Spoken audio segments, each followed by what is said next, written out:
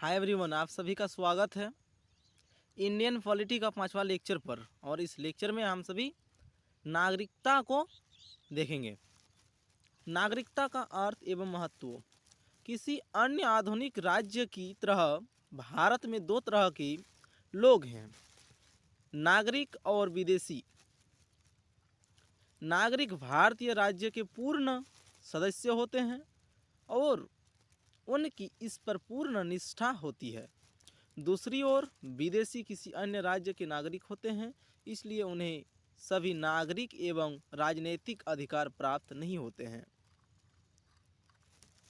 संविधान भारतीय नागरिकों को निम्नलिखित सुविधाएं एवं अधिकार प्रदान करता है, विदेशियों को नहीं। धर्म, प्रजाति, जाति, लिंग और जन्म स्थान के आधार पर अनुच्छेद 15 भेदभाव के खिलाफ अधिकार। सार्वजनिक रोजगार के मामले में अनुच्छेद 16 समान अवसरों का अधिकार। बोलने एवं अभिव्यक्ति की स्वतंत्रता, सभा, संगठन, आंदोलन, निवास व व्यवसाय की स्वतंत्रता।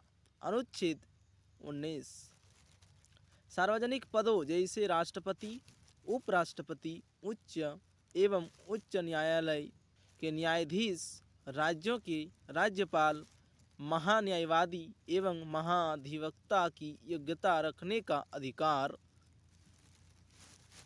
लोकसभा या राज्य विधानसभा चुनाव में मतदान का अधिकार।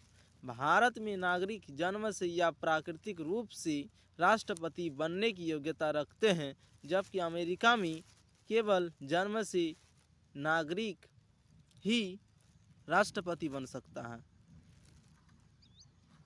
संवैधानिक प्रावधान। संविधान में नागरिकता के बारे में भाग 2 के तहत अनुच्छेद 5 से 11 में चर्चा की गई है। इस संबंध में स्थायी और विस्तृत व्यवस्था नहीं की गई है। यह सिर्फ उन लोगों की पहचान करता है जो संविधान लागू होने के बाद भारत के नागरिक बने। संविधान के अनुसार 4 श्रेणियों के लोग संविधान निर्माण के उपरांत 26 जनवरी 1950 भारत के नागरिक बन सकते हैं। एक व्यक्ति जो 1 मार्च 1947 के बाद भारत से पाकिस्तान स्थानांतरित हो गया हो, लेकिन बाद में फिर भारत में पुनर्वास के लिए लौट आए, तो वह भारत का नागरिक बन सकता है। एक व्यक्ति जो भारत का मूल निवासी है और 3 में से कोई एक शर्त पूरी करता है। ये शर्त है यदि उसका जन्म भारत में हुआ हो, या उसके माता पिता का जन्म भारत में हुआ हो, या संविधान लागू होने के 5 साल पूर्व से भारत में रह रहा हो। एक व्यक्ति जो पाकिस्तान से भारत आया हो और यदि उसके माता पिता या दादा दादी अविभाजित भारत में पैदा हुए हो और निम्न 2 में से कोई एक शर्त पूरी करता हो, भारत का नागरिक बन सकता है। 19 जुलाई 1948 से पूर्व स्थानांतरित हुआ हो, भारत के नागरिक के रूप में पंजीकृत हो सकता है, लेकिन ऐसे व्यक्ति का पंजीकृत होने में 6 माह तक भारत निवास आवश्यक है। एक व्यक्ति जिसके माता पिता या पितामह भारत में पैदा हुए हो, लेकिन वह भारत के बाहर रह रहा हो, फिर भी वह भारत का नागरिक बन सकता है यदि उसने भारत की नागरिक के रूप में पंजीकरण कूटनीतिज्ञ तरीके से या सांसदीय प्रतिनिधि के रूप में आवेदन किया हो। नागरिकता का अधिग्रहण। नागरिकता अधिनियम 1955 नागरिकता 5 शर्तें बताता है, जैसे जन्म, वंशानुगत, पंजीकरण, प्राकृतिक एवं क्षेत्र में समाविष्टि पर। जन्म से, जैसा कि 1946 में अधिनियम को संशोधित किया गया, इसके तहत कोई व्यक्ति जन्म से भारत का नागरिक हो सकता है यदि उसका जन्म भारत में 26 जनवरी 1950 के बाद लेकिन 30 जून 1987 से पूर्व हुआ हो। यदि वह भारत में 1 जुलाई 1987 को या उसके बाद हुआ हो, लेकिन उस समय उसके माता पिता भारत के नागरिक हो।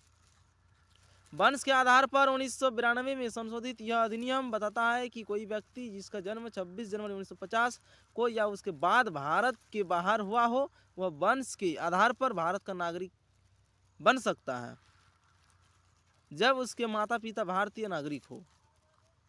पंजीकरण द्वारा निम्नलिखित लोगों की श्रेणी यदि पहले से भारत के नागरिक न हो, संबंधित प्राधिकरण में भारतीय नागरिक बनने के लिए प्रार्थना पत्र दे सकते हैं।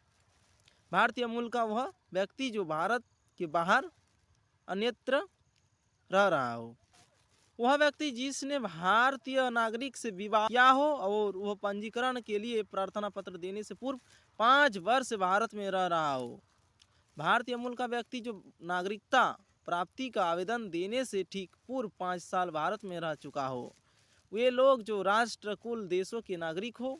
भारत के नागरिक के नाबालिग बच्चे। नागरिकता की समाप्ति। नागरिकता खोने के 3 कारण बताए गए हैं। त्यागना, बर्खास्तगी, उपदेश्य होना। स्वैच्छिक त्याग। एक भारतीय नागरिक जो अन्य देश का भी नागरिक है अपनी नागरिकता को त्याग सकता है। बर्खास्तगी के द्वारा यदि कोई भारतीय नागरिक स्वेच्छा से इस अन्य देश की नागरिकता ग्रहण कर ले तो उसकी भारतीय नागरिकता स्वयं बर्खास्त हो जाएगी। अपदस्थता द्वारा केंद्र सरकार द्वारा भारतीय नागरिक को आवश्यक रूप से बर्खास्त करना होगा। यदि नागरिक को फर्जीवाड़े से ग्रहण कर लिया गया हो, यदि नागरिक ने संविधान के प्रति अनादर जताया हो,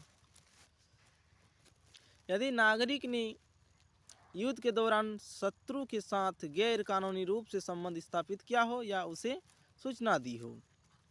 नागरिक सामान्य रूप से भारत के बाहर 7 वर्षों से रह रहा हो।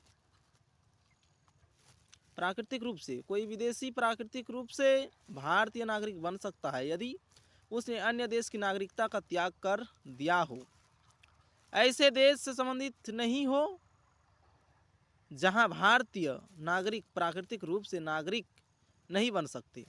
प्राकृतिक नागरिकता के बाद वह भारत में रहने एवं सरकार के तहत सेना को उत्सुक हो, वह चरित्रवान हो, वह संविधान द्वारा संतुष्ट, भाषा का पर्याप्त ज्ञान हो, क्षेत्र समाविष्टि द्वारा किसी विदेशी क्षेत्र का भारत का हिस्सा बनने पर भारत सरकार उस क्षेत्र से संबंधित व्यक्तियों को भारत का नागरिक घोषित करती है। राष्ट्रकुल नागरिकता। नागरिकता अधिनियम 1955 राष्ट्रकुल नागरिकता के सिद्धांत को स्वीकारता है। किसी भी राष्ट्रकुल देश के नागरिक को भारत के राष्ट्रकुल नागरिक की स्थिति प्राप्त होगी। यह रही नागरिकता का लेक्चर। आप सभी हमारे साथ बने रहें। इस लेक्चर में इतना ही। फिर नेक्स्ट वीडियो आप सभी को संविधान से रिलेटेड और इंडियन पॉलिटिक्स से रिलेटेड प्रोवाइड किया जाएगा। Thank you.